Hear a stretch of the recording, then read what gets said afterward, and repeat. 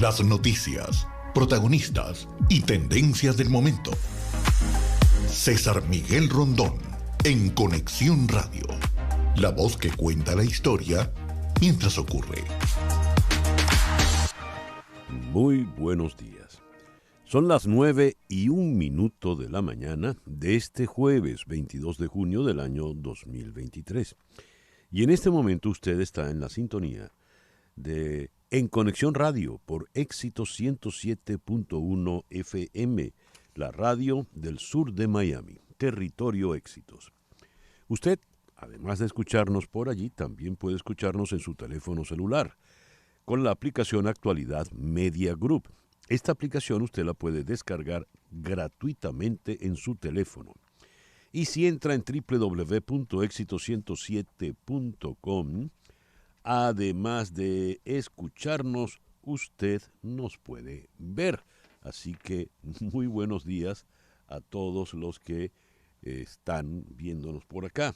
Recibo el saludo de Edgar Bravo. Eric Dilucio está en Panamá. Nancy Teresa Herrera está en Valencia, Venezuela.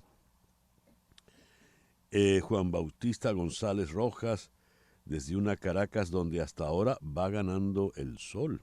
Buena manera de verlo así. Edgar Bravo está en Madrid y se reporta Chere Ramos Graterol desde Caracas, siempre muy consecuente. Muchísimas gracias. Gracias por reportar la sintonía de En Conexión Radio. En Conexión Radio es una producción de Flor Alicia Anzola para Éxito 107.1 FM. Buenos días, Flor Alicia. Hola Laura, hola César, hola Daniel, buenos días. Hoy es jueves, el anticipo del viernes. Feliz día a todos. Feliz día. Laura Rodríguez está en la producción general. Buenos días, Laura. Muy buenos días a todos. En la ciudad de Madrid está Mariel Sofía Rodríguez en la producción informativa. Buenos días, Mariel Sofía. Muy buenos días, César, desde aquí, desde Madrid, con 26 grados, hace calor, pero bueno, todo está por aquí controlado. Esperamos que nuestros oyentes disfruten del programa de hoy. También saludos a todos mis compañeros en el estudio. Saludos, pues. Jesús Carreño está en la edición y montaje y Daniel Patiño en los controles. Buenos días, Daniel. César, buen día. Oyentes, buen día a todos, por favor, buen día. Y ante el micrófono, quien tiene el gusto de hablarles, César Miguel Rondón. Hoy, 22 de junio, es el día de San Paulino de Nola, obispo. Felicitaciones a todos los paulinos y paulinas. Santos Juan Fisher y Tomás Moro, mártires. Thomas More, el británico, que se enfrentó a Enrique VIII. San Flavio Clemente, mártir. San Albano de Verularnio, mártir. Y en el calendario astrológico para el día de hoy tenemos nada menos que creciente a la luna en Leo, la luna para que a usted le reconozcan todos sus esfuerzos, la luna para que usted reine, para que le aplaudan, para que usted se imponga. Es la luna ideal para lanzar algún producto al mercado, para montar una exposición, inaugurar algún evento, montar una obra de teatro, en fin, todo aquel que busque aplauso y reconocimiento tiene hoy su día garantizado con esta luna creciente en Leo. Y el sol, por supuesto, en Cáncer, hoy 22 de junio del año 2023. Cuando repasamos las efemérides del día de hoy, tenemos que el 22 de junio del año 235 de nuestra era, Eratóstenes, en Egipto, realizó los cálculos basados en trigonometría que dieron lugar a la medición de la circunferencia de la Tierra. 235 de nuestra era. Y todavía, por muchos siglos más, se afirmó que la Tierra era plana. El 22 de junio de 1633, Galileo Galilei ratificó que la Tierra se movía alrededor del Sol, razón por la cual pues, fue considerado hereje. Y en el año 1992, 631 años después, el Vaticano rectificó y le pidió perdón a Galileo, pero a la memoria de Galileo. El 22 de junio de 1934 se inicia el desarrollo del modelo conocido como escarabajo, el Beagle, de la empresa Volkswagen. Volkswagen significa eso, carro del pueblo. Esto en un acuerdo de la Asociación de la Industria Alemana del Automóvil del Reich de Hitler con Ferdinand Porsche. Por ello, hoy es el día del escarabajo de Volkswagen. El 22 de junio de 1949 nació Lindsay Wagner, mejor conocida como la mujer biónica. Ese mismo día, de ese mismo año, es decir, está cumpliendo hoy 74 años, nació la inigualable Meryl Streep. Cuando le preguntaron a Cate Blanchett que dijese 3 de sus actrices favoritas, ella dijo Meryl Streep, Meryl Streep, Meryl Streep. No tiene parangón alguno. Sin par. Second to none, como dirían en inglés. Este es un día importante. El 22 de junio de 1986, en el Estadio Azteca de México, Diego Maradona hace historia cuando marca 2 goles para eliminar a Inglaterra en los cuartos de final del Mundial de ese año. Lo importante es que era algo así como la venganza argentina después de la derrota en la Guerra de las Malvinas.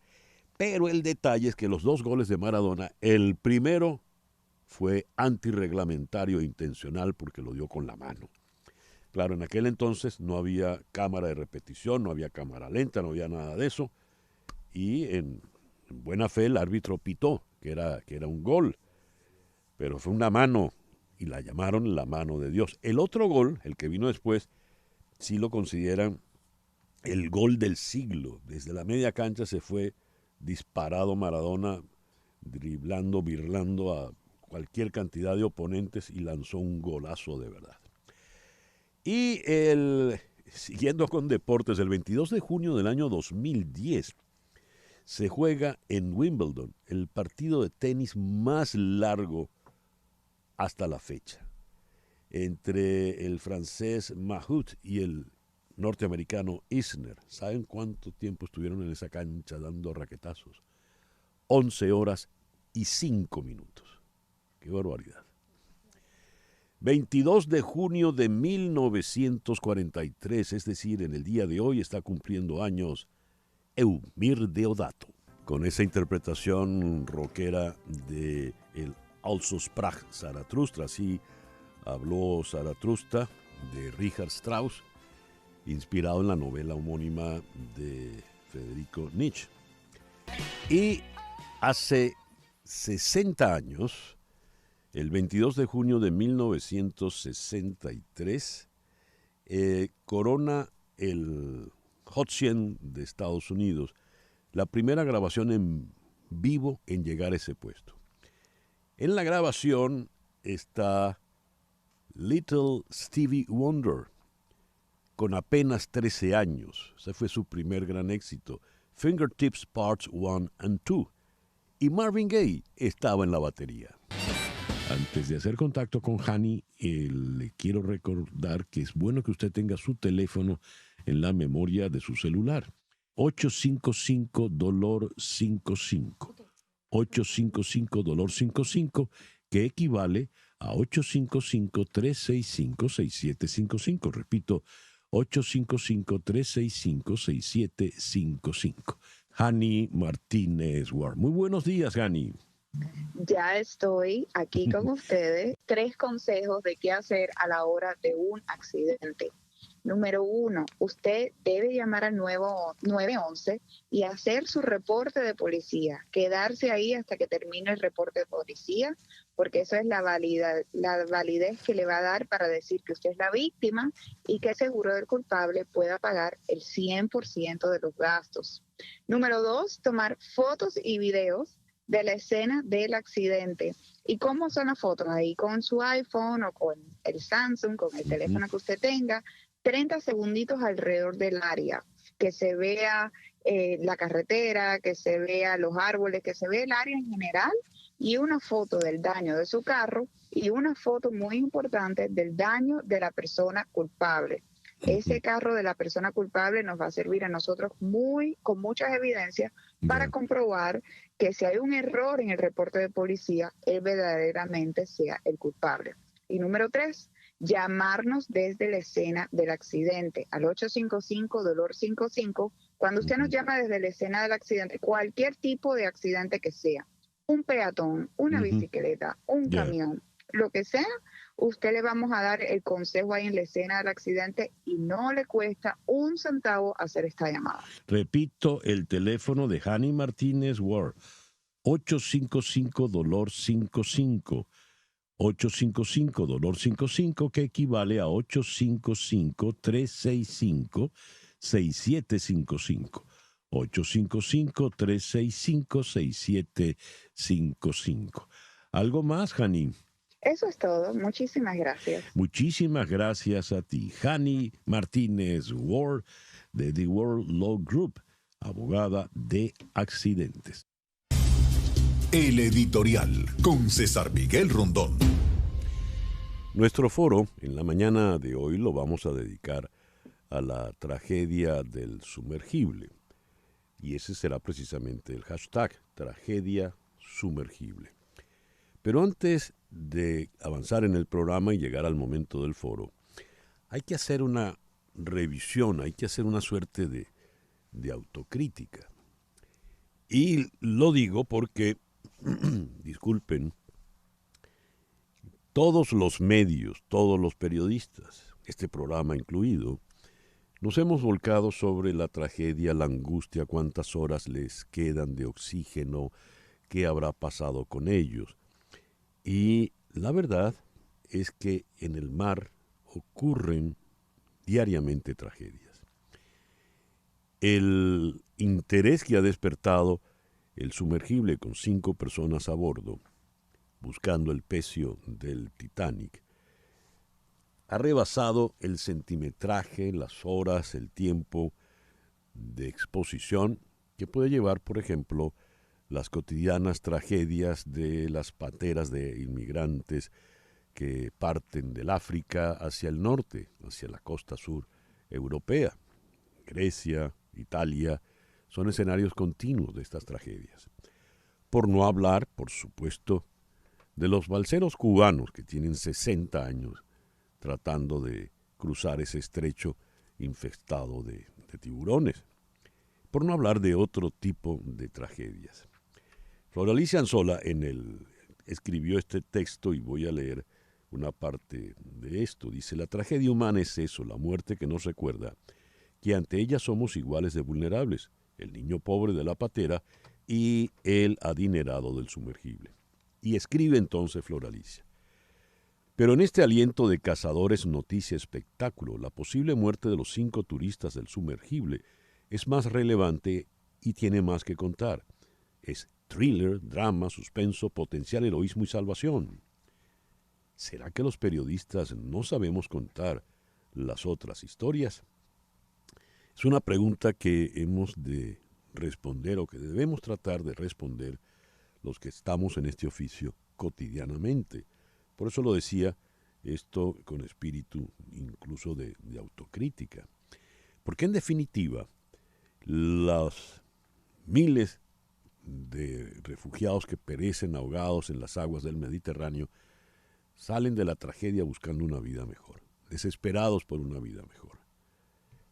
Los 4 que están en el sumergible son turistas. Pagaron $250,000 cada uno para poderse acercar, como decía, al pecio del Titanic.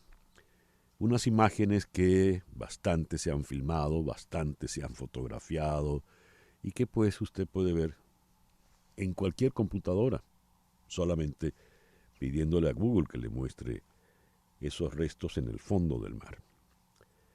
La vida tiene sus torceduras, sin lugar a dudas. Hay cuentos de cuentos, historias de historias. En fin, son las 9:17 de la mañana. Noticias de Estados Unidos con César Miguel Rondón en Conexión Radio. El presidente de la Reserva Federal, Jerome Powell, dijo que es probable que se produzcan más aumentos en las tasas de interés a medida que el Banco Central trabaja para reducir las presiones inflacionarias, que, insiste, siguen siendo altas, y espera que sea apropiado aumentar las tasas de interés un poco más para fin de año. Cita textual para Powell en el día de ayer en el Comité de Servicios Financieros de la Cámara de Representantes. Este fin de semana se acerca el primer aniversario de la decisión de la Corte Suprema que anuló la sentencia Roe v. Wade y el derecho nacional al aborto. Cuando Joe Biden reunió a los demócratas en septiembre pasado, antes de las elecciones intermedias, predijo que la decisión de la Corte Suprema había desencadenado importantes ramificaciones electorales. Dijo Biden, los republicanos han despertado una fuerza poderosa en este país, las mujeres. Aquí vienen. El primer ministro indio Narendra Modi, líder de la nación más poblada del mundo, se reunirá hoy con Joe Biden durante una visita de Estado a Washington como parte de un viaje que se espera impulse aún más los lazos de defensa, comercio y tecnología y celebre los lazos cálidos de familia y amistad que une a los dos países. Modi estuvo en Nueva York, donde dirigió las celebraciones del Día Internacional del Yoga en Naciones Unidas. Hoy se dirigirá al Congreso, un honor reservado para los aliados cercanos de Estados Unidos, y asistirá a una lujosa cena de Estado organizada por Biden en una clara indicación de cuán socio estratégico se ha convertido Modi. La administración de Biden tiene el foco puesto en las aspiraciones de China en el Indo-Pacífico y también en la guerra en Ucrania, conflicto en el que Nueva Delhi ha intentado mantener una posición de neutralidad que le ha beneficiado. India se ha convertido en el principal comprador de petróleo crudo de Rusia, que refina y exporta. El juez de distrito de Estados Unidos, Robert Hinkle, anuló ayer la prohibición de Florida de la cobertura de Medicaid para la atención de afirmación de género, la segunda decisión para anular las restricciones establecidas a instancias de DeSantis. Dijo el juez, no existe una base racional para que un Estado prohíba categóricamente estos tratamientos o los excluya de la cobertura de Medicaid del Estado. Cita textual para Hinkle, quien fue designado por primera vez para el tribunal por el expresidente Clinton. En su fallo calificó las restricciones de discriminación intencionada contra las personas transgénero y no de interés legítimo del Estado. 9:20 de la mañana, una pequeña pausa y ya regresamos con las noticias de Venezuela, Latinoamérica y el mundo. Esto es En Conexión Radio por Éxito 107.1 FM. Continuamos en breve con César Miguel Rondón en Conexión Radio por Éxitos 107.1 FM.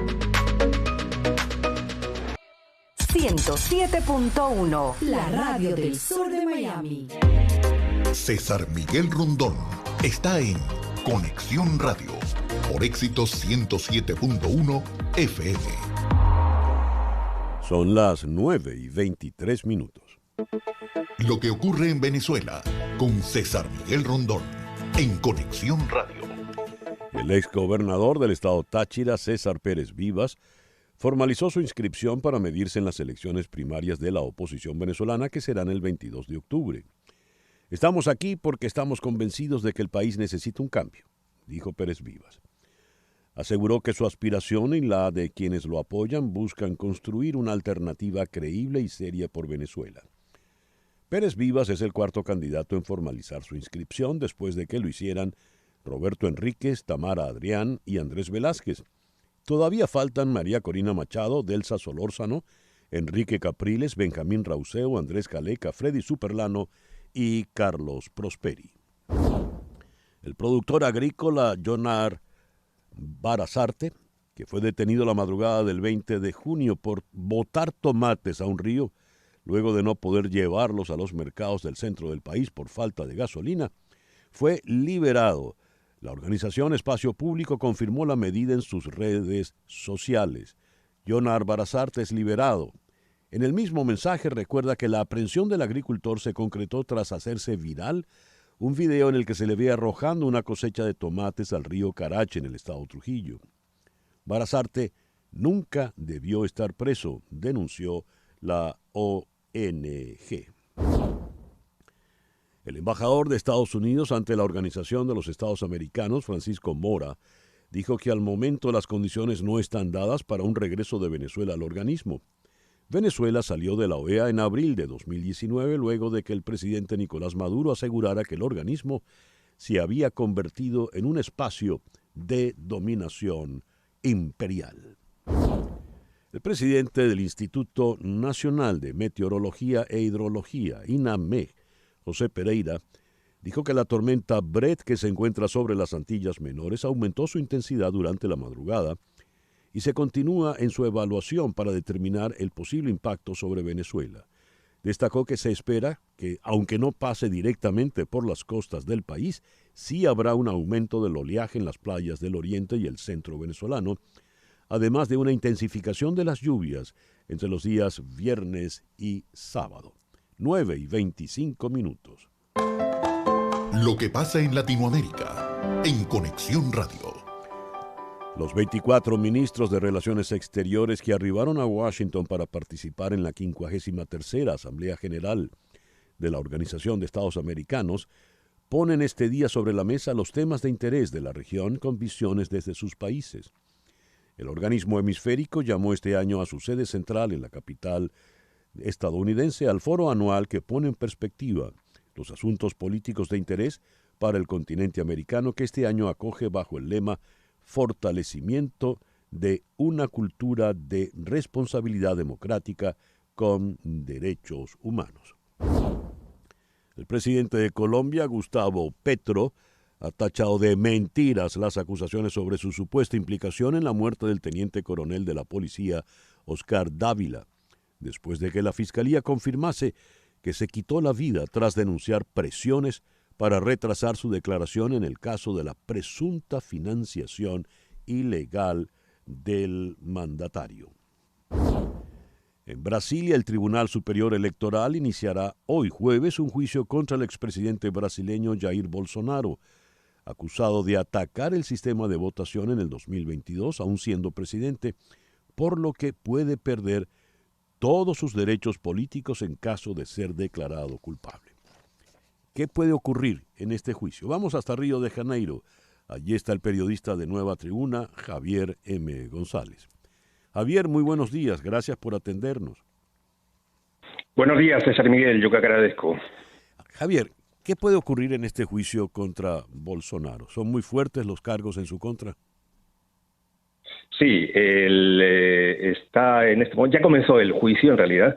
El relator está leyendo el documento de 400 y pico hojas y la cuestión central es la siguiente. El 18 de julio del año pasado, Bolsonaro convocó al cuerpo diplomático al Palacio de la Alborada y ahí hizo una serie de acusaciones contra el sistema electoral brasileño, las urnas electrónicas, afirmando que era completamente vulnerable el sistema, esto sin presentar ninguna prueba. Hizo afirmaciones falsas y distorsionadas sobre el proceso electoral, además de atacar a los integrantes del Tribunal Superior Electoral. Gran parte de su discurso, de unos 50 minutos, estuvo centrado en una investigación de la Policía Federal sobre el ataque de un hacker al sistema del Tribunal Electoral en el año 2018, pero, como digo, Bolsonaro tergiversó la información y no presentó prueba alguna de sus acusaciones. Según el mandatario, el hacker habría dicho que tuvo acceso a todo el tribunal y que podría alterar los votos, cosa que no es posible, según demostró el propio tribunal, recordando que las urnas no tienen conexión a Internet y, por tanto, no pueden ser accesadas de forma remota. El sistema de urna electrónica se usa en Brasil desde el año 1996 y nunca, hasta que apareció Bolsonaro con sus acusaciones, hubo ninguna denuncia, ningún problema. Entonces, esto es básicamente lo que está juzgándose en este momento y puede llegar a ser inhabilitado, se da por seguro que va a ser inhabilitado, hasta por 8 años. Esto es lo que se está en este momento tratando en Brasilia, en el Tribunal Superior Electoral. A ver, dices, podría ser inhabilitado por 8 años. En la nota que leí decía, puede perder todos sus derechos políticos. Entre la inhabilitación y los derechos políticos, a ver, ¿qué puede perder realmente Bolsonaro? No, en principio lo que se está hablando es que no podría ser candidato en este tiempo, pero sí él está actuando políticamente, en realidad, o ahora mismo como un gesto un gesto, digamos, de desprecio al tribunal, no asiste a la sesión y está en un acto en el sur del país. Se le organizó una recepción del Partido Liberal, que es su actual partido, en fin, como una muestra de apoyo. Es decir, él va a seguir actuando políticamente. Ya. Me llama la atención, le decían en sus tiempos como una especie de Trumpito, era el emulador del entonces presidente Donald Trump, y se le sigue pareciendo aún, ya fuera de la presidencia, con este tipo de denuncias y acusaciones, ¿no, Javier? Sí, es un modelo que inició efectivamente Trump y que, por cierto, sigue ahora Milei en Argentina, por ejemplo, ¿no? Pero siempre se vio por parte de Bolsonaro una especie de fascinación por su amigo Trump, ¿no? Sí. Recordemos que no solo está actuando igual que él, sino que también lo apoyó en todo el tumulto final del gobierno de Trump. Fue el último prácticamente mandatario en felicitar a Biden, en reconocer la victoria de Biden. En fin, es un mismo guión el que está siguiendo. Ya. Javier, muchas gracias por atendernos en esta mañana.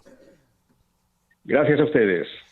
Javier M. González, de Nueva Tribuna, nos habló desde Río de Janeiro. Tegucigalpa, la policía militar asumirá a partir del 1 de julio el control de todas las cárceles del país tras la muerte, el día martes, de al menos 46 mujeres en el Centro Femenino de Adaptación Social, CEFAS, cuya identificación continúa en el día de hoy. Esta es una noticia impactante. Los arqueólogos en México descubrieron una antigua ciudad maya oculta durante mucho tiempo debajo de las selvas de la península de Yucatán. Se cree que la ciudad, que incluye pirámides y plazas con edificios imponentes, es del período clásico maya, entre el 250 y el año 1000 después de Cristo. Los arqueólogos y activistas temen que muchos más sitios de este tipo se pierdan para siempre, a medida que el gobierno de México avanza con un proyecto de tren que atraviesa la península de Yucatán, lo que podría destruir las frágiles estructuras. El Tren Maya, un proyecto emblemático del presidente Andrés Manuel López Obrador, también ha causado graves daños ambientales a la segunda selva tropical más grande de América, después de la Amazonía. Y siguiendo en México, en Tecpactán, la sequía y la histórica ola de calor que azotan este mes a México han dejado al descubierto los vestigios de un templo dominico del siglo XVI en Chiapas, en el sureste del país, que estaban sumergidos en una presa. Fíjense, 2 descubrimientos arqueológicos. 9:33. Las noticias del otro lado del mundo. En Conexión Radio. La carrera contra el tiempo para encontrar el sumergible que desapareció rumbo al pecio del Titanic entró hoy jueves en la mañana en una nueva fase de desesperación, mientras se acercan las últimas horas en las que el pequeño vehículo aún podría tener oxígeno. Los rescatistas enviaron más barcos a la zona de la desaparición, con la esperanza de que los sonidos detectados bajo el mar por segundo día consecutivo pudieran ayudar a reducir su búsqueda en la urgente misión internacional. Pero la tripulación apenas tenía reservas de oxígeno para 4 días cuando la nave llamada Titán se sumergió el domingo a las 6 de la mañana. Incluso los que se mostraban optimistas advertían de los muchos obstáculos, desde localizar el sumergible hasta llegar hasta él con equipo de rescate, así como llevarlo a la superficie, asumiendo que siguiera intacto, y todo eso debía ocurrir antes de que se acabara el oxígeno de los pasajeros. París. El presidente francés Emmanuel Macron pidió hoy jueves soluciones muy concretas para reformar ya la financiación del desarrollo, de forma de que los países afectados puedan afrontar también las consecuencias del cambio climático. Ningún país debe tener que elegir entre la reducción de la pobreza y la protección del planeta, dijo Macron en la intervención de apertura de la cumbre para un nuevo pacto financiero mundial. Y en esta misma tónica, el secretario general de Naciones Unidas, Antonio Guterres, consideró hoy que la actual estructura financiera internacional es obsoleta y contribuye a acrecentar las desigualdades, por lo que pidió medidas urgentes hacia una mayor justicia mundial. No es necesario esperar a una transformación radical de la arquitectura financiera internacional. Podemos tomar medidas a partir de ahora y dar un paso de gigante hacia la justicia mundial, dijo Guterres en la cumbre para un nuevo pacto financiero mundial en la ciudad de París. Moscú. El presidente de Rusia, Vladimir Putin, honró hoy la memoria de los caídos en la Gran Guerra Patria, período de la Segunda Guerra Mundial entre el ataque de la Alemania nazi a la Unión Soviética, de cuyo comienzo este jueves se cumplen 82 años, y la capitulación de Berlín. El mandatario depositó una ofrenda floral a los pies de la tumba del soldado desconocido situada en los jardines de Alejandro, junto a la cara occidental de la muralla del Kremlin. La Unión Europea convocó a los líderes de Serbia y Kosovo a una reunión urgente hoy para tratar de frenar una serie de enfrentamientos violentos cerca de su frontera que avivan el temor a un nuevo conflicto abierto.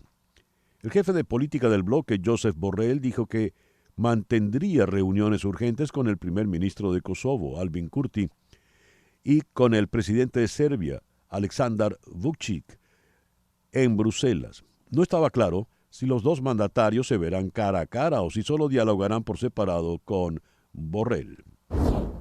El presidente de Ucrania, Volodymyr Zelensky, acusó hoy a Rusia de preparar un atentado terrorista que implica una fuga radioactiva en la central de Zaporilla, ocupada por las tropas rusas en el sur de Ucrania, algo que el Kremlin desmintió. Nuestra inteligencia obtuvo información de que Rusia está considerando el escenario de un atentado terrorista en la central de Zaporilla, un ataque con liberación de radiación. Han preparado todo para ello, se dijo en Telegram. Nos llega una noticia de última hora sobre el sumergible publicada por The New York Times. Wendy Roche, la esposa de Stockton Roche, el director ejecutivo de Ocean Gate, que pilotaba el sumergible que desapareció el domingo durante una inmersión en los restos del Titanic, es descendiente de dos pasajeros de primera clase que murieron cuando el transatlántico se hundió en 1912, según registros de archivo. La señora Roche es tataranieta del magnate minorista Isidor Straus y su esposa Aida, dos de las personas más ricas a bordo del Titanic en su primer viaje. El señor Straus, nacido en 1845, era copropietario de los grandes almacenes Macy's. Tropas israelíes demolieron hoy jueves la casa de un palestino sospechoso de matar a un soldado israelí el año pasado en una nueva operación militar en la cada vez más inestable Cisjordania ocupada, que sufre una oleada de violencia. La demolición se hizo en una semana de tensiones al alza y violencia constante en Cisjordania, apenas horas después de que Israel realizara un inusual ataque aéreo que mató a 3 milicianos palestinos cerca de la ciudad de Jenin, y de que colonos israelíes atacaran poblados palestinos donde quemaron viviendas y autos en represalia por el asesinato de 4 israelíes el día anterior. El gobierno de Irán ha afirmado hoy jueves que Israel acorta su vida con sus crímenes contra los palestinos y ha advertido de que quien siembra vientos recoge tempestades, en medio del repunte de las tensiones y ante los últimos ataques y operaciones de seguridad en Cisjordania. El movimiento de resistencia islámica Hamas ha advertido hoy jueves de que dará una respuesta dura y apropiada a la muerte de 3 palestinos en un ataque con dron perpetrado ayer miércoles por Israel en los alrededores de Jenin, el primer incidente de este tipo en Cisjordania desde el final de la Segunda Intifada hace cerca de 2 décadas. China. El Observatorio Nacional de China emitió hoy jueves una alerta amarilla por altas temperaturas y pronosticó una ola de calor que azotará varias regiones del país. Se espera que las temperaturas en la capital, Pekín, y en las regiones de Tianjin, Hebei, Henan, Shandong, Anhui, Jiangsu, Xinjiang, Mongolia Interior, Liaoning, Fujian y Hainan alcancen entre 35 y 37 grados centígrados durante el día, según el Centro Meteorológico Nacional, aunque en algunas de ellas se podrían superar los 40 grados. China tiene un sistema de alerta meteorológica de 3 niveles, codificado por colores para las altas temperaturas, en el que el rojo representa la advertencia más grave, seguido del naranja y el amarillo. Son las 9:40 de la mañana. Una pequeña pausa y al regreso venimos con nuestro foro de hoy, #Tragedia Sumergible. Esto es En Conexión Radio por Éxito 107.1 FM. En un momento regresamos con César Miguel Rondón en Conexión Radio por Éxitos 107.1 FM. Estamos en Conexión Radio con César Miguel Rondón. 9:43 de la mañana. Contratar los servicios de un abogado de inmigración es un asunto que hay que pensarlo bien porque establecerse en Estados Unidos requiere de trámites que debes realizar solo con abogados con experiencia y conocimiento. Ese es el caso de las abogadas de Canelo Fadul Immigration, especialistas en visas de inmigración, laboral, familiar y humanitarias, entre otras, que suman más de 55 años de experiencia, asesorando desde la solicitud de la visa hasta la obtención de la residencia y posterior ciudadanía. Si necesitas asesoría para inmigrar y establecerte en Estados Unidos, llama al 305-579-9218. Repito, 305-579-9218. Di que llamas de mi parte y la primera consulta será gratis. También puedes escribir a inmigraya@canelofadul.com. Canelo Fadul Immigration, reputación, confiabilidad y efectividad. Leo lo siguiente. Más de un siglo después de su hundimiento, el Titanic sigue despertando la fascinación de millones de personas en todo el mundo. El transatlántico que sus creadores creían imposible de hundirse fue devorado por el Océano Atlántico el 15 de abril de 1912, a unos 660 kilómetros al sur de Terranova, en Canadá, cuando se dirigía a Nueva York con 2.200 pasajeros y tripulantes ansiosos de iniciar una nueva vida en los Estados Unidos. Una de las actividades más emocionantes en torno al Titanic la proporciona Ocean Gate Expedition. La empresa estadounidense ofrece la posibilidad de ir a ver con un sumergible los restos del famoso barco. Se trata de una misión de 8 días en el mar, muy exclusiva, cuesta $250,000 por persona.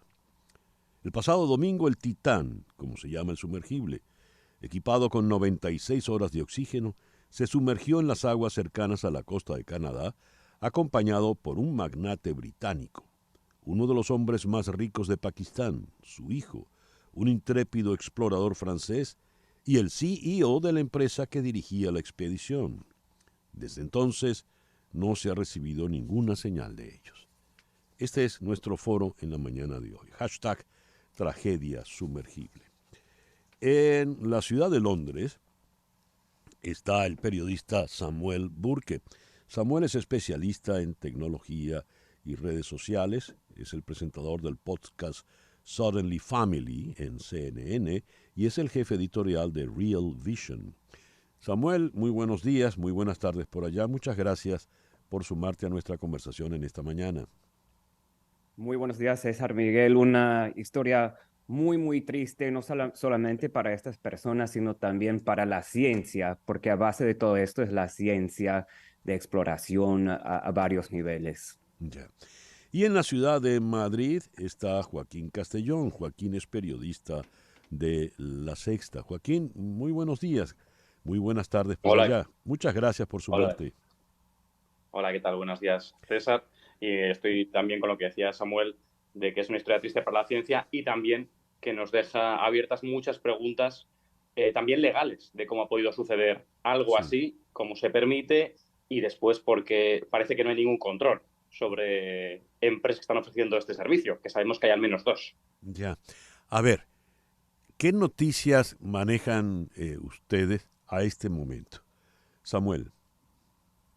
Bueno, he hablado con varios funcionarios en Estados Unidos y lo triste en este momento es que ayer estábamos hablando de esos sonidos que escuchaban en esa zona y lo que dicen los funcionarios ya que esos sonidos es muy probable que sean sonidos de otra cosa, no del vehículo que está perdido, no de esas personas tal vez tocando el submarino. Entonces, con cada minuto, Nora, con cada minuto que pasa en este momento, la situación se vuelve más triste, desafortunadamente. Ya. ¿Y qué información manejas tú hasta este momento, Joaquín? Nosotros estuvimos ayer mirando sobre todo, que es por lo que me centraba también antes en la situación legal de cómo funcionaba, de cómo funcionan estas empresas, cómo funcionan aguas internacionales. Estuvimos hablando con expertos en legalidad marítima, también estuvimos hablando con algunos ingenieros y viendo también lo que había sucedido con esta empresa antes. Y lo que nos dimos cuenta es que, para empezar, esta empresa ya había tenido algunos avisos anteriores, luego podemos hablar de ellos si queréis, y además nos dimos cuenta también de que este tipo de naves nos explicaban que, por ejemplo, el control que se lleva sobre ellas puede ser similar al que lleva un barco que va sobre el remolque de un vehículo. Es decir, se vigila el vehículo, pero no se vigila el barco. En este caso, el sumergible, el batiscafo, va sobre un barco y luego se deja caer en el mar. Lo que se vigila es el barco, lo que se controla, lo que se hace análisis es el barco.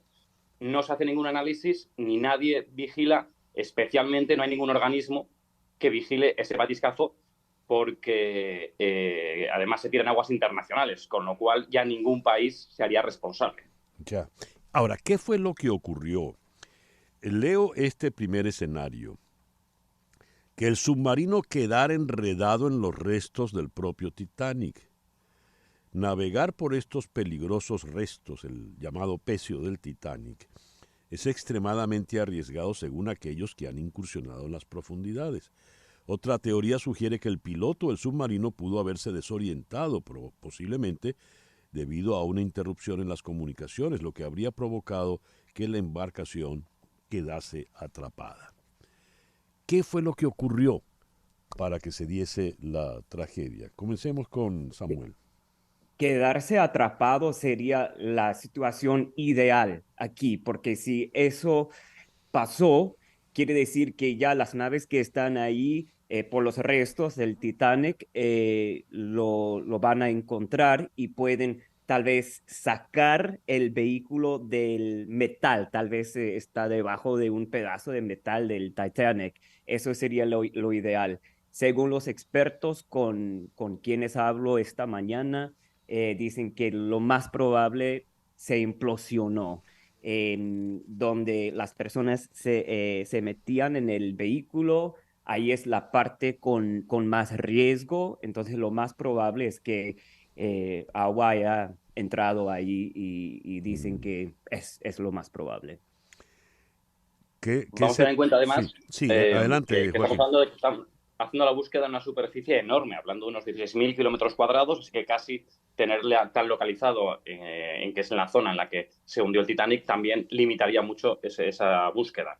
Me parece relevante también decir que el Titán es un vehículo experimental y así lo calificaba la propia empresa y así contaba, por ejemplo, un periodista de la CBS, que también fue columnista del New York Times, que hizo la expedición y que tuvo que firmar antes de subirse a bordo que era un buque experimental, que no había sido aprobado o certificado, que podría provocar lesiones físicas, traumas emocionales, le decían, incluso la muerte, y que como vehículo experimental en los anteriores viajes, hubo en el 21 y en el 22, también sufrieron retrasos por problemas que había tenido este sumersible.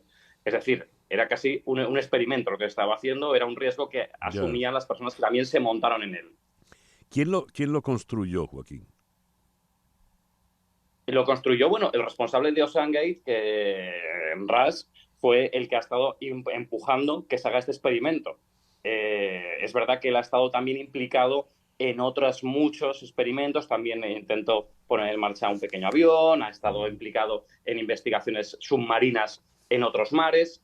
Fue él el que ha empezado a empujar este proyecto de OceanGate y el que lo ha llevado a cabo desde hace pues, prácticamente 4 o 5 años. De hecho, al comienzo los viajes eran mucho más baratos, estaban, por lo que han contado algunos de los que han estado en esos viajes, por ejemplo, uno de los productores de Los Simpson, que pagó unos $100,000, y ahora estamos hablando de que el viaje saldría a unos $250,000. Sí, sí. Y para subrayar ese punto, no solamente quién lo construyó, sino con qué lo construyeron, y muchos expertos. Estamos hablando de los expertos más inteligentes, más respetados de esta industria. Dicen que usaron, desde hace mucho tiempo, han dicho que usaron materiales baratos. Y eso era el peligro, esas eran las advertencias del director que salió de la compañía en parte por sus preocupaciones. Usaron materiales que no cumplen con las normas de la industria y tal como mencionó Joaquín, que hay una falta de normas y reglas aquí porque el vehículo no lleva ninguna bandera, aunque la compañía sea una de Estados Unidos, aunque están ahí cerca de Canadá, no lleva ninguna bandera de ningún país y quiere decir que no tiene que cumplir con las normas de la industria. Samuel se refería al director de operaciones marítimas de OceanGate, que era David Lockridge, que tuvo un juicio con la empresa y que decía una cosa que a mí es lo que más me llamó la atención. Sabéis que en el batiscafo todo se ve a través de una ventanilla que dicen que es del tamaño casi de la puerta de una lavadora, que se vería algo parecido así, y tenía que aguantar una presión de por lo menos 4.000 metros. Él dice, y además lo dijo ante un juez en ese juicio por el que se le despidió, que él denunció que esa ventanilla no aguantaría la presión de más de 1.200 metros, que es para lo que estaba certificada. Entonces, esos materiales y esa denuncia, que además hicieron otros 38 expertos, que mandaron una carta a la empresa diciendo que no estaban haciendo las cosas bien, una carta que ha publicado el New York Times, es que esa carta no solo decía que era una compañía casi experimental, sino que hablaba de que si no se evaluaban bien los riesgos, podría conducir a problemas potencialmente catastróficos en la misión del Titan. Leo aquí esto sobre las dimensiones del Titan, del Titán. 6,7 metros de largo, 2,8 de ancho y 2,5 de alto, con la única portilla esa que comentaste, Joaquín, que es como del tamaño de la ventana de una lavadora. Es decir, ¿cómo puede ser? No sé, yo sufro de claustrofobia, por lo tanto no me puedo imaginar el asunto, pero ¿cómo puede ser una situación de emergencia, de pánico, en un espacio tan reducido con apenas esa lavadora de imagen por delante? ¿Te atreves a imaginarlo, Samuel?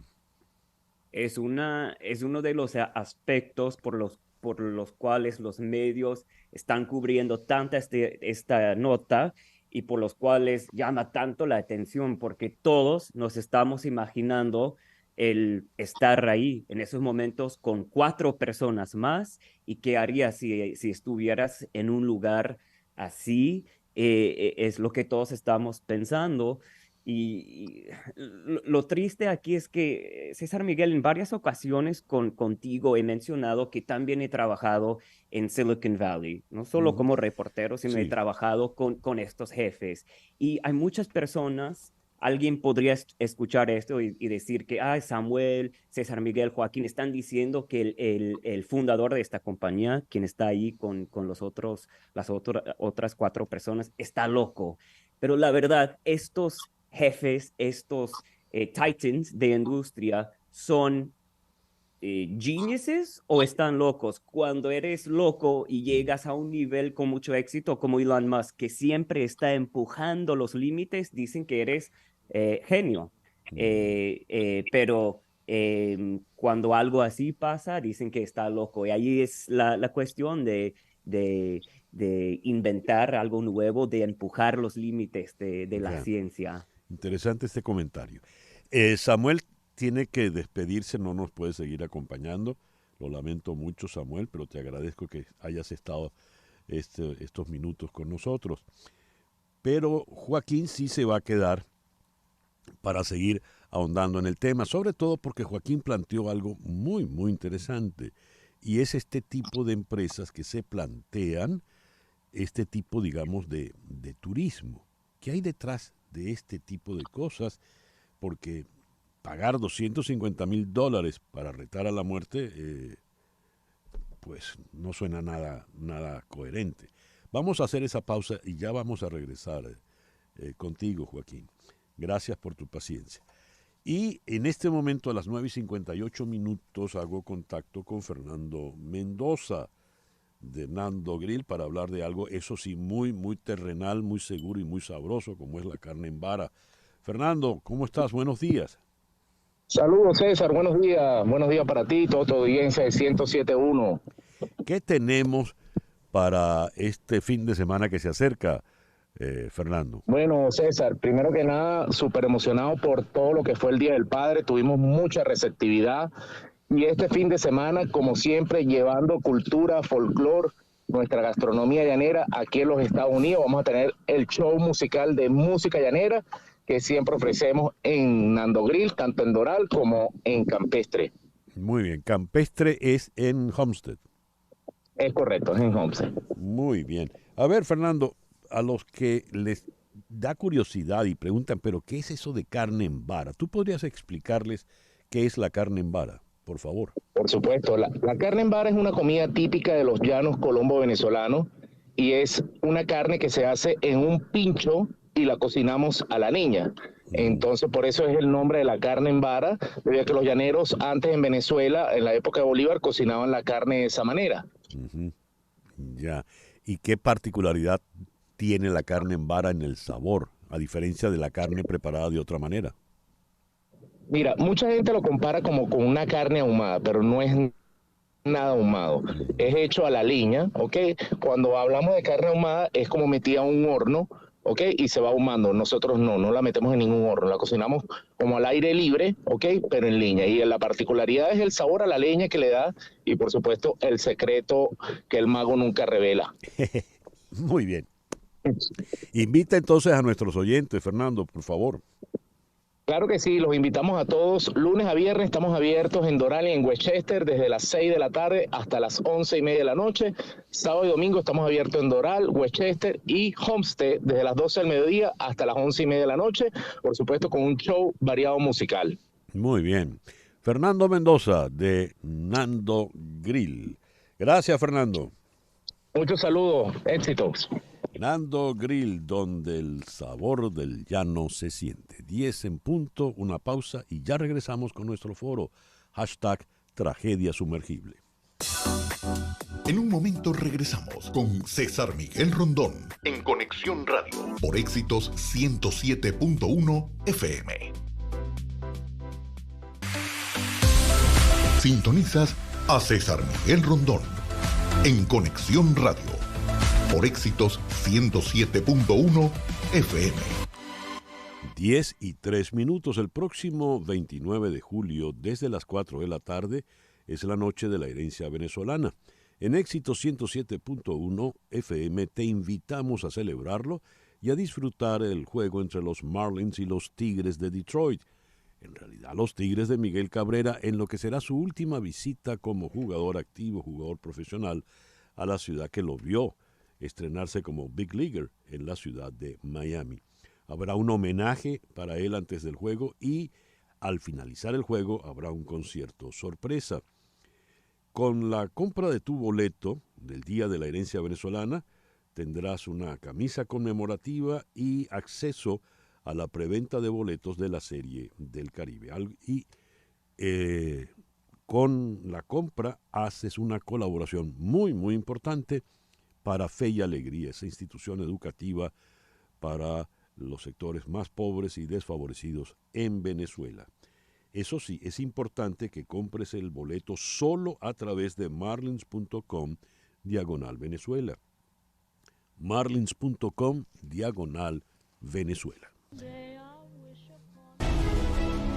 Las noticias de este momento en Conexión Radio. ¿Y qué noticias tenemos en este momento, Flor Alicia? Mira, César Miguel, el presidente de Colombia, Gustavo Petro, exigió este jueves la puesta en marcha de un plan Marshall para financiar la lucha contra la crisis climática que aseguró no puede ser resuelta por el mercado, que es quien la ha creado. Los mecanismos propios del mercado no van a resolver la crisis climática, aseguró Petro en su intervención en la cumbre para un nuevo pacto financiero mundial que reúne en París a dirigentes gubernamentales, instituciones internacionales y representantes de la sociedad civil para sentar las bases de un nuevo sistema de financiación del desarrollo que combine el combate contra la pobreza y el cambio climático. El presidente colombiano se dirigió directamente a la presidenta de la Comisión Europea, Ursula von der Leyen, con quien compartió mesa redonda para asegurar que las medidas propuestas por Bruselas, como la tarifación de la contaminación, son demasiado dependientes de la empresa privada. Dijo Petro, la inversión para combatir la crisis climática supone cientos de miles de millones y el capital se guía por la rentabilidad. Gracias, También Flor. reconoció Sí. que no hay tiempo de hacer la guerra al capital, pero sí de admitir que tiene sus límites a la hora de solucionar los problemas actuales y que los recursos necesarios van más allá de la rentabilidad. Gracias, Flor Alicia. 17 minutos de la mañana, regresamos a nuestro foro, #tragedia sumergible, con Joaquín Castellón, periodista de La Sexta en Madrid. Joaquín, en la primera parte de esta conversación hiciste hincapié en el tema de la empresa que ofrece unos servicios particularmente excéntricos y sumamente caros. Por ejemplo, montarse en un sumergible, el batiscafo ese, como le has dicho, tan pequeñito, pagar $250,000 para satisfacer el capricho de ver algo que se ha visto en cualquier cantidad de películas y de fotos, como es el pecio del Titanic. Pero dices, no solo una empresa lo hace, lo hacen dos empresas. Y a ello agrégale, por ejemplo, los que pagan cualquier fortuna para salir al espacio exterior o para ir a zonas donde hay conflictos reales, bélicos. ¿Qué es eso, Joaquín? ¿Cómo se puede explicar eso? Es turismo, tú lo has definido muy bien, excéntrico. Por eso me llama la atención y nos llama la atención el caso de esta empresa. Yo habitualmente hago periodismo de investigación. Los Panama Papers, los Pandora Papers, cosas de este estilo sobre empresas. Y al ver el vacío legal que hay sobre, por ejemplo, la empresa que lanzó el Titan al mar, te llama mucho la atención que algo pueda funcionar así, porque ya no hablamos de movimientos de dinero, estamos hablando de personas. Estamos hablando de personas en las que la metes en un sumergible de 7 metros de largo por 3 de ancho, que lo calificaban como una minivan, una pequeña furgoneta en la que 5 personas se les deja caer. El viaje duraba unas 2 horas, la bajada. Sabes que el batiscafo no se puede mover hacia los lados, solo podías subir o bajar. Y a partir de ahí luego había que... uno de los viajes, una de las personas que fue un youtuber que pudo hacer ese viaje, lo que contaba es que luego hicieron un recorrido de unas 4 horas y luego pudieron volver a subir sin ningún problema. Pero ha habido casos en los que ese batiscafo ha estado hasta 21 horas sumergido, sin saber qué podía pasar. No se hacían tantos viajes como este, ¿sabes? Tenemos localizados que se hacían prácticamente uno al año y además eran viajes que eran problemáticos. Eran viajes que tuvieron que retrasar alguno. Otro que tuvo problemas en la señalización y la geolocalización, que ese, por ejemplo, se le contaba el productor de Los Simpson, que le había pasado a él, que empezaron como a moverse a iluminarse las luces, a moverse los indicadores. Entonces, que se pueda permitir esto y que no haya ningún tipo de control sobre una empresa que está ofreciendo un servicio que tú decías excéntrico, pero es que es muy arriesgado. Contaba el youtuber mexicano al que hacía mención antes que él era consciente de que estaba arriesgando su vida. Hoy leíamos también a la prensa alemana que habían entrevistado a un antiguo cliente de este batiscafo y que calificaba de operación kamikaze la inversión que él hizo hace 2 años. Decía textualmente, hay que estar un poco loco para hacer una cosa así. Y es que todo apunta a que efectivamente hay que estar un poco loco para hacer una cosa así. Todo apunta, evidentemente, a que es casi una operación kamikaze. Y lo que llama la atención es que todo el mundo, pues prácticamente cualquier estado, cualquier gobierno mira hacia otro lado y que puedas ofrecer un servicio así sin que tenga sin que las garantías de seguridad sean, pues al menos, ya que se vendía como un viaje turístico, no como un viaje experimental, no como una aventura para profesionales, sino que había un chico de 19 años montado en ese submarino. Sí, ese chico estaba con su padre, Shahzada y Sulaiman Dawood, de Pakistán. Se considera entre los hombres más ricos de Pakistán, un país particularmente pobre que pasa por tragedias humanitarias terribles.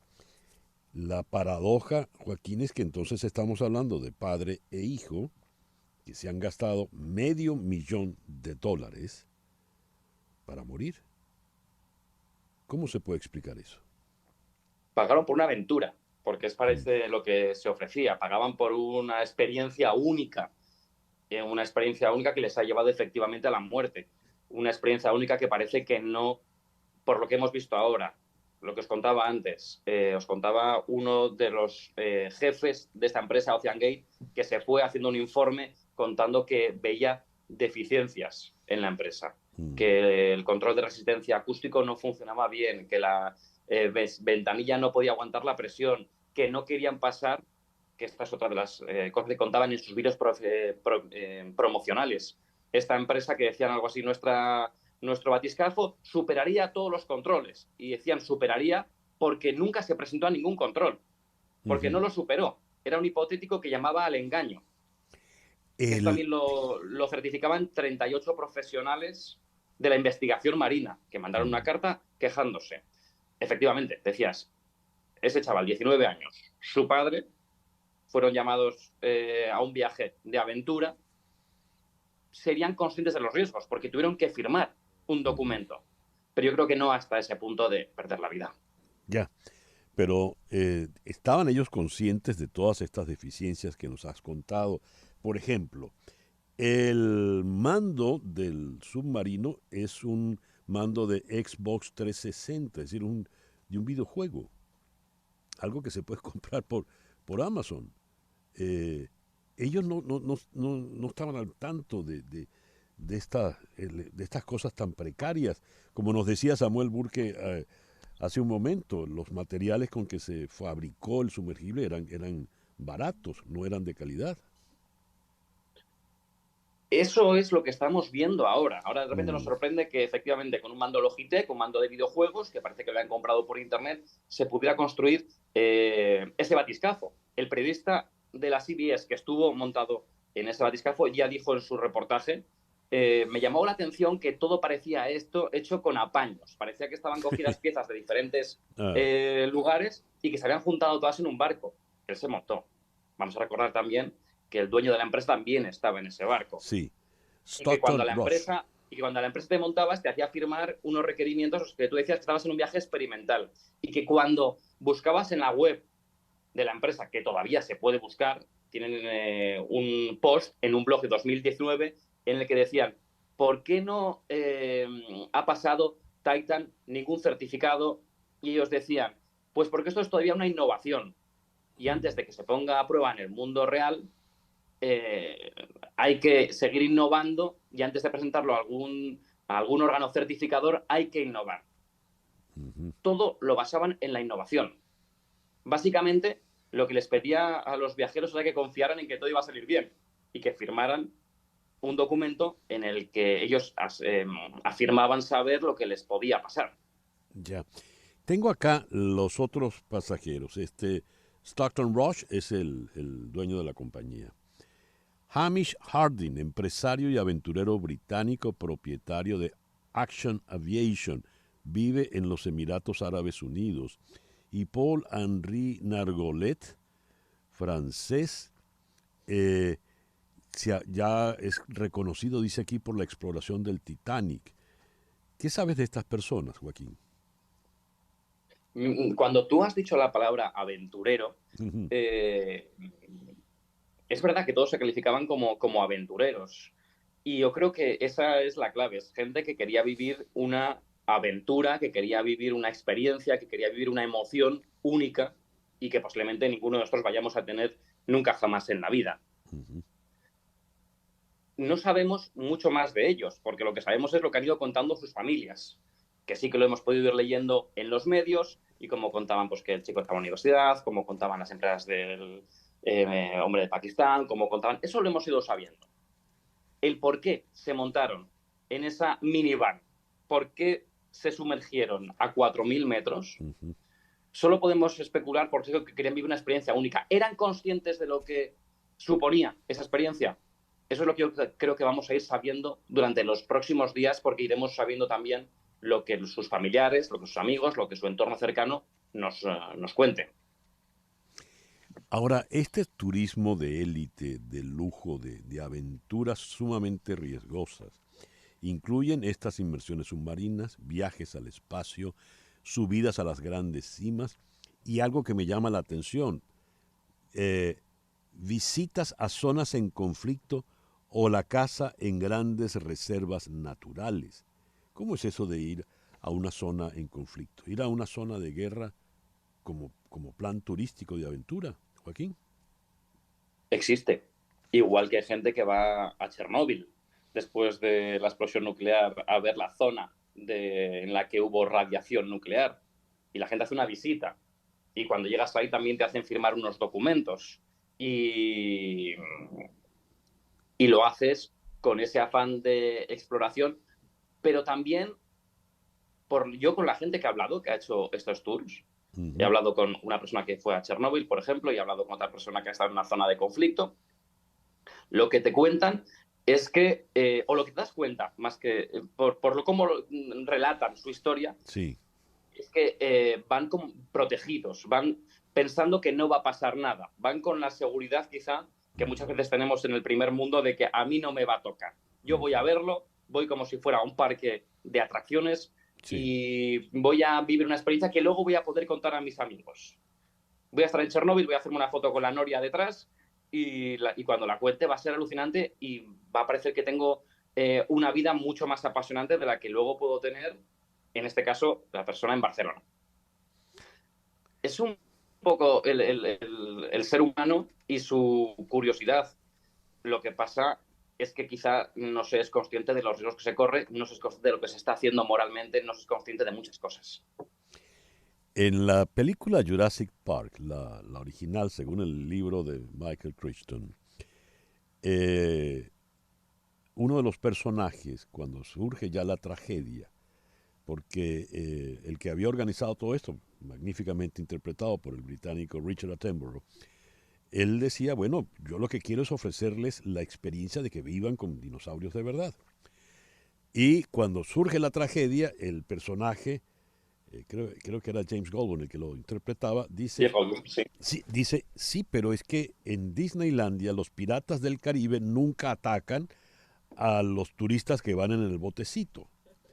Pues, los pobres del mundo, las clases medias, van a Disneylandia, ¿verdad? Y viven la fantasía de los piratas y viven la fantasía de montarse en un cohete, esto y lo otro. Los 1.000 millonarios lo pueden hacer de verdad, pero ahí hay una dosis no solo de morbo, sino de que puedes ostentar el lujo, el dinero. Es algo así lo que ocurre. Joaquín, tú que los has conversado con algunos de ellos. Creo que es fascinación. Fíjate, hay una historia muy, muy buena con respecto a esta empresa, Ocean Gate, que es que una pareja que iba a hacer el viaje, lo contaron al New York Times, no pudieron hacer el viaje, eran de Florida, pagaron $105.000 por visitar el Titanic en 2018. El viaje se pospuso varias veces porque la compañía les dijo que tenía que hacer más pruebas en el Titán porque no estaba funcionando bien, y ellos pidieron un reembolso. Dijeron, la compañía ha incumplido lo que nosotros queríamos y queremos que nos devuelvan dinero. Fueron a juicio. Cuando tuvo lugar el juicio, ellos dijeron, ha habido 28 personas que han visitado el barco, ustedes no han querido venir, pero la empresa dijo, pero usted, señor juez, si quiere venir, puede venir a verlo.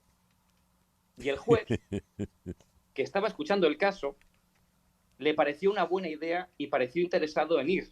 De hecho, hay un entrecomillado que el juez dijo en ese momento, pues tal vez se ocurre otra expedición en el futuro, yo me apunte a hacerla. Esto ha sido el mayo pasado. O sea, el nivel llega a que en medio de un juicio puedes convencer al juez porque también dice, es una experiencia única. Yeah. Es el vivir algo que nadie más va a vivir. Es el poder tener un relato para contar. También vivimos los seres humanos una experiencia. Yo creo que tiene mucho que ver, incluso, o lo podemos ver mucho en nuestra relación con las redes sociales, con Instagram. Si estamos haciendo todo el rato fotos de cualquier cosa, incluso de un plato de comida, pues tener una cosa que nadie más va a tener y que voy a poder lucirla y que voy a tener mis 15 minutos de fama, que diría Andy Warhol, pues también los buscamos. A veces poniendo en riesgo nuestra vida. Y ahí es cuando llega mi preocupación porque no haya ningún organismo ni a nadie que esté controlando que esto se tenga que hacer con unos estándares de calidad, de seguridad, de respeto a la vida, por lo menos mínimos. En todo caso, si usted tiene $250,000, inviértalos mejor en otra cosa, ¿verdad? Porque seguro no fue fácil obtenerlos. Joaquín, te agradezco mucho que hayas compartido con nosotros en este programa de hoy. A ti, os agradezco mucho la invitación. Joaquín Castellón es periodista de La Sexta. Nos acompañó desde Madrid. El reloj indica en este momento 10:22 de la mañana, una pequeña pausa y ya regresamos en Conexión Radio por Éxito 107.1 FM en Miami. Una pausa y regresamos con César Miguel Rondón en Conexión Radio. Estamos en Conexión Radio con César Miguel Rondón. 10:24 de la mañana. Anthony Blinken va en una misión muy especial a Pekín. Se reúne con Xi Jinping tratando de limar asperezas. Dice, fue positivo venir, pero todavía falta mucho por hacer. Al día siguiente, como si no tuviese información de lo que ocurrió con el secretario de Estado, que en definitiva es su subalterno, el presidente Joe Biden, en una reunión para recolectar fondos para la campaña electoral en California, suelta esto: Xi Jinping es un dictador. Xi estaba muy avergonzado cuando un presunto globo espía chino se salió de su curso sobre el espacio aéreo de Estados Unidos a principios de este año. No estaba claro la razón por la que Xi Jinping se molestó cuando derribé ese globo con 2 furgones llenos de equipo de espionaje. Fue que él no sabía que estaban allí. Para un dictador es una gran vergüenza no saber lo que sucede. Una nota que leo en el ABC de Madrid, no está claro por qué Biden hizo estos comentarios sobre Xi, el líder más poderoso de China desde Mao Zedong, después de que éste se haya asegurado un tercer mandato sin precedentes como presidente y jefe del Partido Comunista. ¿Qué le pasó a Biden? ¿Cómo se puede explicar eso? Vamos a consultar con el internacionalista, PhD en Derecho Internacional, César Niño, en Bogotá. César, muy buenos días. Gracias por acompañarnos. César, a ti gracias por la invitación y un placer conversar como siempre contigo. ¿Esto fue una butad, un desliz del señor Biden o es parte de alguna estrategia? Bueno, podríamos verlo desde diferentes ángulos. El primer ángulo es que seguramente todos fuimos testigos de sus declaraciones, como bien lo afirmabas ahorita en la introducción de esta sección, en un evento local, en un evento del Partido Demócrata, y esto responde tal vez un poco a lo que de pronto los electores quieren escuchar del líder del mundo libre, ¿no? Asumir que la posición china es la antagonista o la antítesis de la visión más liberal occidental en un contexto como el que estamos. Son declaraciones irresponsables, por supuesto, son declaraciones que, por supuesto, no van en sintonía con la labor diplomática que hizo Anthony Blinken en días anteriores, pero también responde un poco a lo que el electorado estadounidense quiere, por lo que se acerca en términos electorales en Estados Unidos. César, a Donald Trump siendo presidente se le criticó muchas veces el hecho de que fuera ligero de palabras. Decían, una cosa es ser un ciudadano particular y otra ser el presidente de Estados Unidos. Y el presidente de Estados Unidos, el líder más poderoso del planeta, no puede estar diciendo ciertas cosas. Eso que se le criticó a Donald Trump también se le puede criticar a Joe Biden en este contexto, porque por más que estuviese haciendo proselitismo político ya de campaña electoral, pues su secretario de Estado acababa de estar en Pekín tratando de limar asperezas. Es una manifestación muy contradictoria en esta oportunidad de la política exterior de Estados Unidos. Y con base en lo que estás afirmando, creo que la crítica que se le puede hacer al presidente...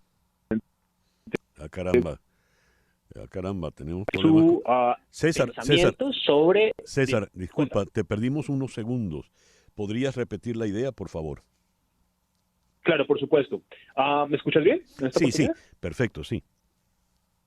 Bueno, decía que se le puede criticar exactamente igual, como tú lo advertías en el momento de Donald Trump al presidente Biden, precisamente porque puede haber una desconexión de la política exterior. Es una irresponsabilidad, por supuesto, y es una provocación política, como también lo dijo el ministro de Relaciones Exteriores, Mao Ning, el portavoz del Ministerio de Relaciones Exteriores, de China. Esto, digamos que repercute de alguna u otra manera en el restablecimiento de un equilibrio de poder entre Pekín y Washington. Sin duda alguna, lo que diga el presidente de Estados Unidos impacta en la política internacional. Y sin duda alguna, estas declaraciones, si bien irresponsables, por supuesto, deberían estar en sintonía con lo que está pasando hoy en términos de seguridad internacional a partir de lo que sucedió en días anteriores en la cumbre de los Quad, ¿no? Con Australia, con Estados Unidos, con India, con Japón, donde efectivamente China siente una cierta amenaza estadounidense y occidental en su mar meridional de China, ¿no? Es decir, aquí hay que coger las cosas con pinzas y por supuesto es una situación en la que la relación que se quiere restablecer por la salud tal vez del planeta en términos de estrategia, ¿no? En un momento en el cual estamos a puertas, por supuesto, de una nueva tragedia esperemos que no nuclear con Rusia, esto suceda en un tiempo en el que tomará seguramente cierto tipo de acciones para apaciguar las tensiones entre las dos potencias, Estados Unidos y China. Y esto justo cuando en este momento está recibiendo en la Casa Blanca al primer ministro de la India, Modi. Por supuesto. Sí. Por supuesto. Eso significa de alguna u otra manera que el secretario de Estado está haciendo su trabajo, pero habrá que ver hasta qué punto el presidente entorpece el trabajo del secretario de Estado. Ya. César, muchas gracias por estos minutos en la mañana de hoy. A ti, César, muchas gracias por conversar conmigo. César Niño es profesor de Relaciones Internacionales, PhD en Derecho Internacional, nos habló desde Bogotá. Son las 10:31 de la mañana. A ver, una persona se ha quedado ilegal por más de 6 meses aquí en Estados Unidos. ¿Esa persona qué podría hacer si quiere hacerse residente? ¿Tiene opción, a pesar de ese largo periodo de ilegal, a la residencia? Vamos a consultar con la experta en esta materia, como lo es la doctora Michelle Canero, abogada de inmigración. Michelle, muy buenos días. Muchas gracias por atendernos. No, gracias por estar esta mañana conmigo. Michelle, este caso, esta persona que pasó más de 6 meses ilegal, ¿tiene opción de ser residente? Absolutamente. Hay varias vías. Una cosa que es muy importante entender es que la presencia ilegal básicamente crea una barra a futuras aplicaciones. Si estás aquí más de 6 meses, tienes que regresar a tu país por 3 años. Si estás aquí más de 1 año sin estatus legal, tienes que regresar por 10 años. Hay excepciones y hay perdones a esta barra. La excepción es si uno se casa con un ciudadano o si un hijo ciudadano mayor de 21 años lo pide a uno. Esas personas pueden acudir directa a la residencia siempre y cuando entraron a los Estados Unidos legalmente, ¿ok? Entonces tienen que haber entrado con visa y después haberse quedado ilegal. Y si se casan con un ciudadano o un hijo mayor de edad los pide, pueden acudir a la residencia sin un perdón. Ahora, si esa persona, por ejemplo, no está en esas condiciones, entró por la frontera o no quiero acudir a la residencia no a través de un matrimonio con un ciudadano o a través de su hijo mayor de edad, esa persona puede acudir a la residencia en categoría de preferencia, pero sí va a necesitar un perdón. El perdón que van a necesitar es una 601, pero para calificar para el perdón necesitan tener un familiar que llamamos un qualifying relative, o un esposo, esposa, residente o ciudadano. Desafortunadamente no califican los hijos ciudadanos para el perdón en estos momentos. Es algo que se ha discutido, ampliar en proyectos de ley, pero no ha llegado a realizarse. Y al final siempre hay programas especiales que uno pudiera calificar. Por ejemplo, si hiciste una aplicación antes del 2001, bajo la ley 245I, puedes acudir a la residencia. Y también hay caminos a través de cancelación de deportación, y esos temas se deberían discutir obviamente con un abogado. ¿Qué se considera para perdonarme? Bueno, van a considerar varios factores, pero principalmente con el perdón lo que están analizando es qué detrimental va a ser para el familiar residente o ciudadano, o sea, el padre o el esposo que uno esté deportado fuera de los Estados Unidos. Entonces hay que demostrar cuánto depende de ti tu familiar, y también hay que demostrar qué son los factores positivos en comparación a los negativos de perdonarte.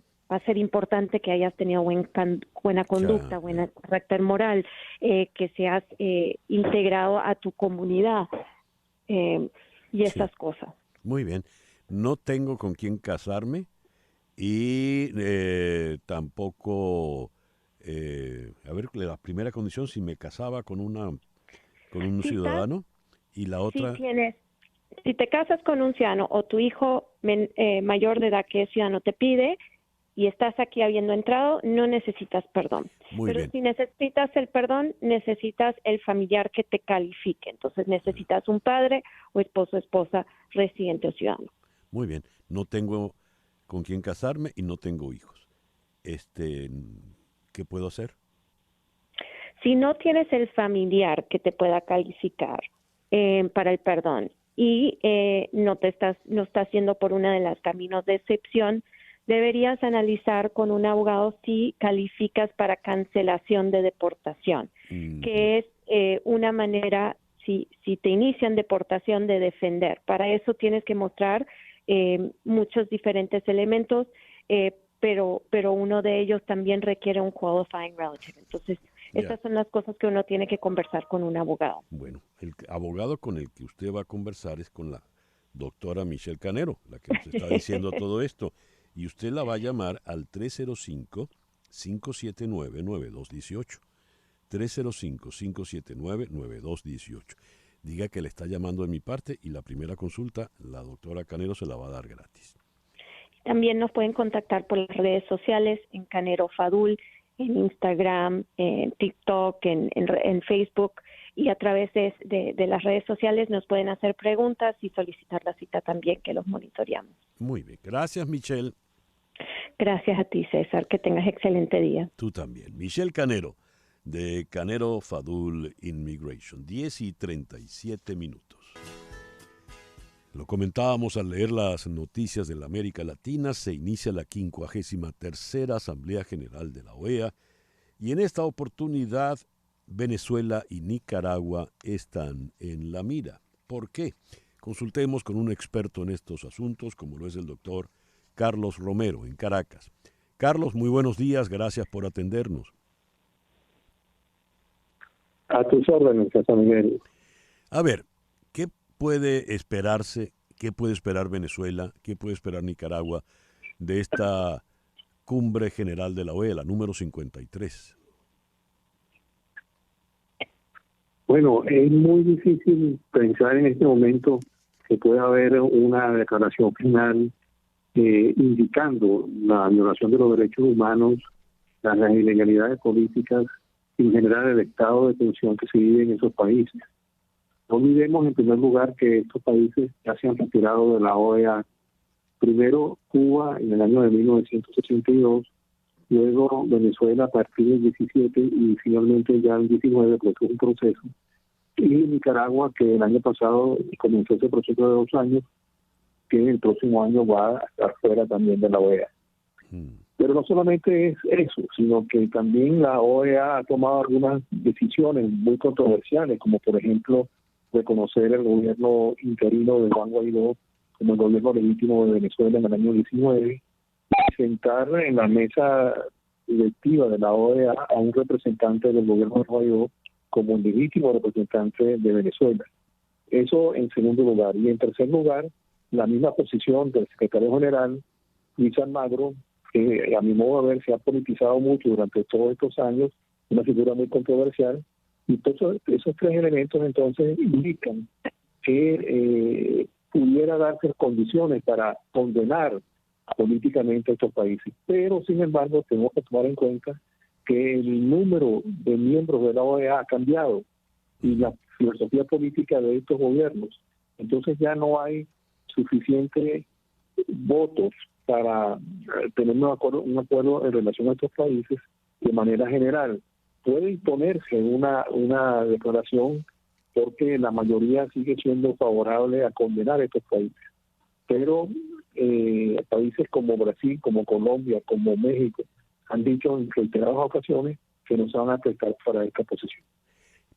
Fue un error, dices, que la OEA hubiese aceptado que Gustavo Tarre Briceño estuviese allí como representante legítimo de Venezuela. Sí, porque abrió una ventanilla que ni siquiera en la década de los 70 se había hecho, cuando la OEA vivió momentos muy difíciles, porque la mayoría de los países miembros de la OEA en ese momento eran democráticos, pero había un conjunto de aproximadamente 8 países que eran dictaduras militares y ni se hizo eso, ni se les expulsó de la OEA. Inclusive los secretarios generales de aquella época, como Reyes Baena, como Orfila, fueron muy criticados por sus posiciones, digamos así, suaves frente a las dictaduras del Cono Sur, pero fundamentalmente. Y en relación al tema venezolano, creo que fue un error porque no había condiciones para reconocer un gobierno que no tenía asidero, no tenía los 3 principios de cualquier Estado, población, territorio y gobierno. Y la prueba está en que al perder de los tiempos se canceló esa posición de aceptación del gobierno de Guaidó en el seno de la OEA, y hoy Venezuela está acéfala porque ni está representada por Guaidó ni está representada por el gobierno de Maduro. Ya. Bien, Carlos, te agradezco mucho que nos hayas atendido en la mañana de hoy. Con mucho gusto. Carlos Romero, profesor titular, jubilado ya tanto en pregrado como posgrado en ciencias políticas y experto en cuestiones internacionales por la Universidad Central de Venezuela. Son las 10:42 de la mañana, hacemos una pequeña pausa y ya regresamos en Conexión Radio por Éxitos 107.1 FM en Miami. Una pausa y regresamos con César Miguel Rondón en Conexión Radio. De Mecano cruzamos el océano y venimos a la ciudad de Miami, donde vuelve a la escena del Colony Theater, allí en Lincoln Road, en Miami Beach, esa maravillosa obra musical Papá 4.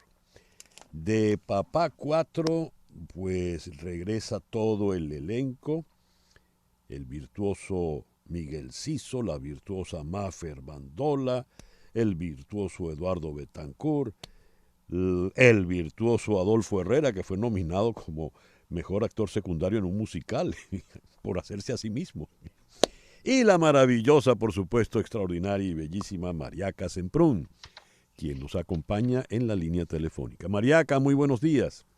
Hola César, buenos días. Un placer saludarte. Qué maravilla que vuelva Papá 4. Cuéntanos de este regreso. Sí, una tremenda noticia y literalmente a petición del público, ya que el año pasado presentamos esta obra con mucho éxito. Un éxito insospechado para nosotros, pero que nos llenó de sorpresa y de alegría que lo recibieran con tanto cariño, porque bueno, esto es una historia básicamente de nosotros mismos, de los 5 músicos que nombraste, echando el cuento de nuestro trayecto musical a través del cuatro venezolano y la música venezolana, y luego cómo esta música y esta cultura nuestra nos ha acompañado incluso en el exilio. Entonces resultó ser una obra documental, musical, teatral, que retrata no solamente la vida de los inmigrantes venezolanos, sino el inmigrante en general, y en esta ciudad de Miami que hay tanto inmigrante, resultó como una suerte de espejo para toda esa audiencia. ¿Por qué el éxito no se lo esperaban? ¿Por qué dijiste insospechado? Bueno, porque para nosotros era un proceso muy experimental. Nosotros nos reunimos a hacer la obra y todavía no sabíamos de qué iba, no había guión. Entonces, todo partió de unas entrevistas que nos hizo Juan Zucchi, el que concibió un poco el espectáculo, el director, y de esas entrevistas se escogieron fragmentos, y luego que se escogieron los fragmentos comenzamos a montarlos en el escenario. Pero nosotros decíamos, ¿pero por qué a la gente le va a interesar una historia tan personal como esta? Y no sabíamos cómo iba a calar en el público, pero definitivamente iba mucho más allá de la historia personal. Iba de la historia de todos los inmigrantes y todo el que deja su país o su lugar de origen en busca de nuevas oportunidades o sencillamente por buscar un nuevo trabajo, y por eso tanta gente se sintió identificada. Y lo otro que funciona maravillosamente bien es la interpretación de la música venezolana, que, bueno, como bien lo dijiste, son músicos virtuosísimos y que hacen un despliegue de su talento sobre el escenario, y es inevitable sucumbir a ese encanto maravilloso musical. De todos, la única que es actriz profesional eres tú, porque los otros 4 son unos histriones magníficos. Mafre Bandola es una maravilla, por no hablar de Adolfo Herrera, que hasta fue nominado como actor secundario en un musical. ¿Cómo fue la experiencia? ¿Tú tuviste que ayudarlos profesionalmente como actriz o es todo el talento natural que les brotó? Bueno, sí, tengo que confesar que hicimos una cofradía muy bonita en el proceso, porque fue un proceso muy intenso, y ellos, aprovechando que, bueno, que ya sabían que yo tenía más experiencia teatral, pues me consultaban cosas y compartíamos. Yo les daba feedback de lo que yo veía, de lo que yo sentía, pero todo parte del talento propio natural de ellos y de la capacidad histriónica que ellos traían. Por ejemplo, lo de Adolfo fue una sorpresa para todo el mundo, nadie se lo imaginaba. Y creo que es de los más aplaudidos, incluso del elenco. Se roba el show, seguro. Pero también descubrí, César, que por primera vez en mi vida, fíjate que tú hablas de ese premio, que además yo terminé ganándomelo, y es un premio que me gané por interpretarme a mí misma. Por primera vez en el escenario yo estoy haciendo de Mariaca Semprún y no de un personaje. Y eso a mí me ponía en una posición como, wow, un poquito comprometedora, me daba un poquito de nervios, tanta desnudez. Siempre el personaje resulta ser un escudo para uno en el escenario. Sí, señor. Sí, señor. Y en este caso no lo fue, y bueno, funcionó muy bien, y para mí como actriz fue una experiencia muy enriquecedora. Contigo en el caso misma. de ellos, pues por primera vez viven una experiencia como esta, y estaban absolutamente anonadados. Se ríe la gente, llora la gente, gozan, aplauden, cantan. Sí. Invítalos, por favor, a nuestros oyentes, Mariaca. Bueno, yo los invito a que no se la pierdan. Esto es el 6 de julio, arranca la temporada Esto cada jueves, será de jueves a domingo, por 4 semanas en un principio. Si ocurre el fenómeno del año pasado, posiblemente prolonguemos un poquito más. Pero yo, más que invitarlos a una obra de teatro, a un concierto, a un musical, los invito a una experiencia que los va a modificar y los va a modificar para bien. Van a salir de allí reconfortados y muy contentos de haber vivido con nosotros un trayecto que termina siendo el trayecto de todos los que estamos aquí en Miami. Así que no se la pierdan. Papa 4, Colony Theater, Lincoln Road. Muy bien. De Juan Zucchi con María Casemprún, Mafer Bandola, Miguel Ciso, Eduardo Betancourt y el laureado Adolfo Herrera. Gracias, Mariaca. Ya estaremos contigo. Gracias a ti, César. Un abrazo. 10:51. ¿Buscas la mejor carne en vara del sur de la Florida? En Nando Grill la carne en vara es hecha a la leña, conservando así toda la jugosidad y todos los sabores que evocan los llanos venezolanos y colombianos, con los más exquisitos contornos para acompañar las más deliciosas carnes. Viernes, sábados y domingo, música en vivo, arpa 4 y maracas, joropo llanero. Visítanos en nuestras sedes de Westchester, Homestead y en Doral. Nando Grill, donde el sabor del llano se siente. Las noticias de este momento en Conexión Radio. Y ya para cerrar, ¿qué noticias tenemos, Flor Alicia? Bueno, César Miguel, Evan Gershkovich, un reportero de Wall Street Journal detenido por cargos de espionaje en Rusia, compareció el jueves ante el tribunal para recurrir la prórroga de su arresto. Gershkovich, un ciudadano estadounidense de 31 años de edad, fue detenido a finales de marzo durante un viaje de trabajo. El mes pasado, una corte de Moscú decidió ampliar su arresto hasta el 30 de agosto. Los abogados del periodista recurrieron la decisión y el Tribunal Municipal de Moscú estudiaba el pedido hoy jueves.